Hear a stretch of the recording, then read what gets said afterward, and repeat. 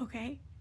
So these comments were left on the video about hospital policies that are not rooted in evidence.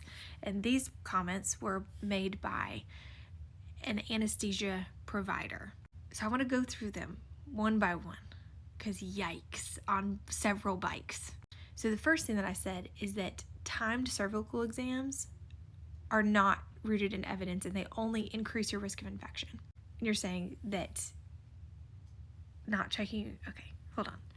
Number one, you keep calling anesthesia and you refuse to check the patient.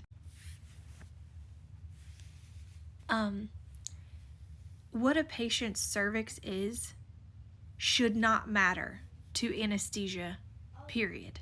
I have gotten patients epidurals when their cervix is closed. I've also gotten patients epidurals when their cervix is completely dilated. If a patient is expressing pain and they would like an epidural, they should have an epidural. As long as, there's nothing medically preventing that from happening, like low platelets or something like that. You refuse to check the patient. I am not going to increase my patient's risk of infection by putting my fingers inside of her just so you can be curious about what her cervix is. I'm not going to do that. So the other one that you struggle with is that you believe that all labor patients should have nothing by mouth. You say some other wild stuff, but I'm going to say this first. The uterus is a muscle, and just like all of our muscles, it needs fuel in order to contract appropriately. When you are starved, sometimes for several days, guess what begins not to work as well? The muscle, the uterus. How many C-sections are done for failure to progress? Blink, blink, blinkety, blink, blink. And yeah, then they become surgical patients. But by making every patient starve for their whole labor course, what are you preventing? How many bad outcomes are you preventing? And how many bad outcomes are we causing by not allowing people to eat in labor? Recently, we've let labor patients drink a high-carb drink, but still not the best idea. Now, here's where it gets wild, and I cannot believe that you said this. I only say that because when I take your patient back for an abruption or a creta, that's not how you spell that, but at 3 a.m., I don't appreciate all the feminism.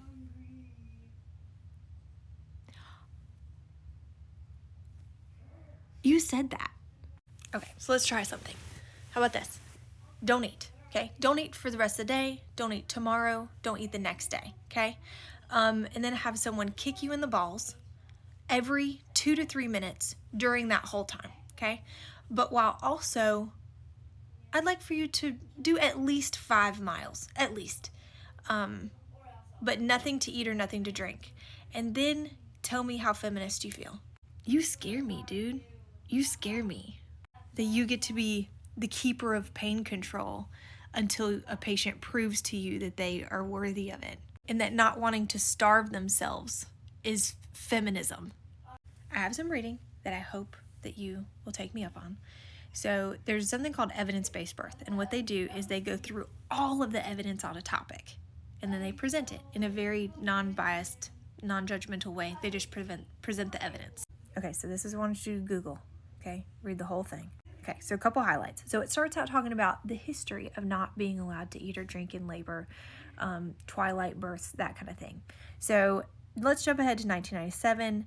The risk of death from aspiration during a cesarean section was 1 death for every 1.4 million births. And you may say, oh, that's because we got an NPO policy. Well, guess what?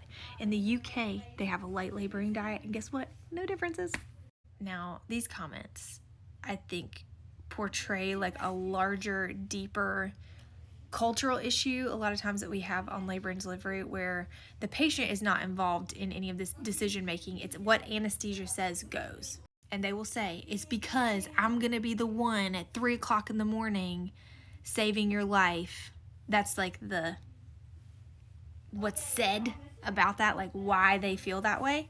However, you are making rules for 100% of the patients when 99% of those patients you will never meet in that capacity.